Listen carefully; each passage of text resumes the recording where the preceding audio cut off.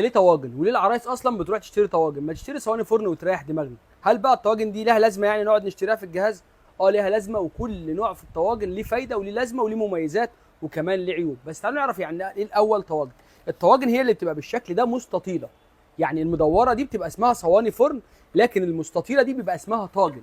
طب ليه بقى اسمه طاجن؟ لان الطاجن معروف ان هو مثلا بيخش الفرن، اكبر حاجه ممكن تخش الفرن او اكتر حاجه تخش الفرن هي الطاجن، فعشان كده بقى اسمها طواجن وعشان شكلها مستطيل. اول ما طلعت الطواجن خالص كانت طالعه الطواجن اللي هي الفخار دي. طبعا ما كناش نعرف غيرها. طواجن الفخار حلوه جدا وكانت زمان صحيه جدا، وكمان بتدي للاكل طعم مميز. يعني بره انه الاكل لو انت شاطره بتعرفي تعملي اكل طعمه حلو، لا هي بتدي له اضافه اكل. عارفه انتوا كده اللي هي طعم المدخن ده بتاع الطاجن، هو ده الطاجن الفخار. طبعا مع الوقت بدانا نتطور ونغير بقى من طواجن الفخار عشان خاطر الموديلات تبقى احدث، وعملنا الطواجن البورسلين والبايركس. يعني من زمان الطواجن البورسلين والبايركس. يا جماعه الطواجن البورسلين دي هي عباره هي بالظبط الطواجن الفخار. يعني الطاجن البورسلين هو الفخار بس معمول بشكل افضل ومعمول بطريقه صحيه اكتر، ومحطوط عليه بقى موديلات والوان عشان تناسب كل العصور وكل العرايس، الموديلات او الاذواق بتاعت دلوقتي. فطبعا طاجن البورسلين هو بيدينا طاجن الفخار بيعمله، اللي هو بيدينا الاكل ليه طعم وليه ريحه، يعني زي البورسلين لان هو زي الفخار لان هو بس شكله احدث، فبيبقى طعم وريحه الطاجن اللي هو لو انت عارفين طاجن اللي هو اللحمه بالباميه والحاجات دي بقى.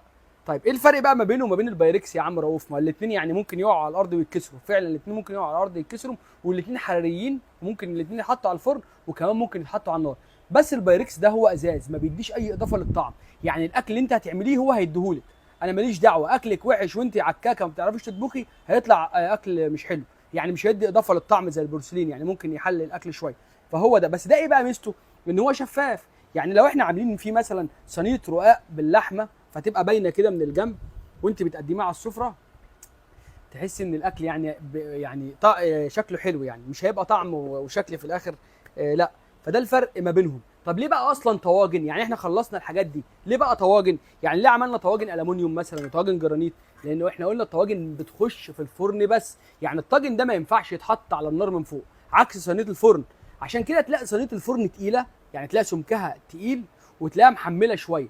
ليه؟ لان لما تحط على الفرن التخانه بتاعت صينيه الفرن بتساعد على توزيع الحراره، زائد ان هي مدوره وعين البوتاجاز مدوره واللي بتجيلك عينها مدوره، فبالتالي عين البوتاجاز لما هتبقى هنا هتدي نار بس هنا، لكن المستطيل ده مش هيوزع حراره. فده بتاع صواني فرن، بتاع فرن بس بيتحط جوه الفرن، فلازم يتعمل رقيق وخفيف عن صينيه الفرن عشان درجه الحراره، لان هو مفيش نار مباشره بقى هنا، درجه الحراره توصل لكل انحاء الطاجن ده، فبالتالي الاكل يستوي بشكل كويس. يعني اللي تحت زي اللي فوق زي اللي في النص زي اللي على الوش. لو احنا بقى عايزين نخلي اللي على الوش مستوي شويه طبعا بنعلي النار اللي فوق شويه، فدي بتبقى درجه حراره مباشره، مفيش هنا حاجه بتوزع درجه حراره.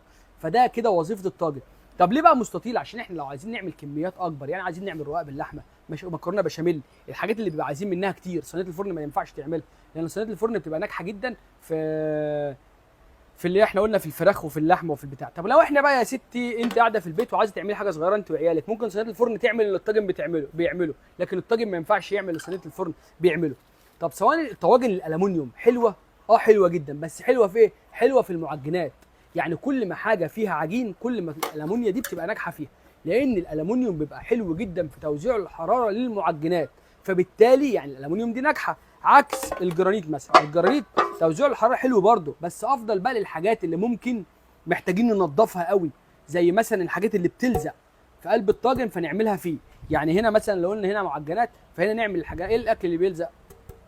البشاميل مثلا، الحاجات دي لو اتحرقت منك شويه ولزقت في هنا فمش محتاجه تقعدي تكحتي، فالجرانيت بيبقى سهل التنظيف، وكمان توزيع الحراره حلو قوي برده. بس احنا بنتكلم لو هنقارن ما بين توزيع الحراره في الاثنين، الالومنيوم احسن من الجرانيت، لكن الجرانيت توزيع الحراره حلو، زائد ان اشكاله مودرن واجدد وكمان سهل التنظيف. دي بالنسبه للطواجن. يعني الطواجن مهمه مش افتكاسه، الطواجن مهمه وحلوه قوي في مطبخنا، بس المهم انك تعرفي انت عايزه تشتري ايه. يعني مش شرط نشتري كل ده، اعرفي انت مياله للطبخ ايه او انت حابه تطبخي ايه، فبالتالي هاتي بناء على ده، او شوفي الميزه اللي عجبتك اكتر في كل واحد وهاتي بناء عليها. لو انت يعني استفدت من الفيديو حتى لو بمعلومه صغنططه خالص او اول مره تسمعيها، نعمل لايك، يعني دوسي لايك وانت بتتفرجي كده، وشير عشان خاطر غيرك يستفاد، عشان في عرايس كتير جدا بتبقى مش فاهمه والبياعين بتشيلها كل حاجه وبيقعدوا يعجنوا وخلاص. سلام.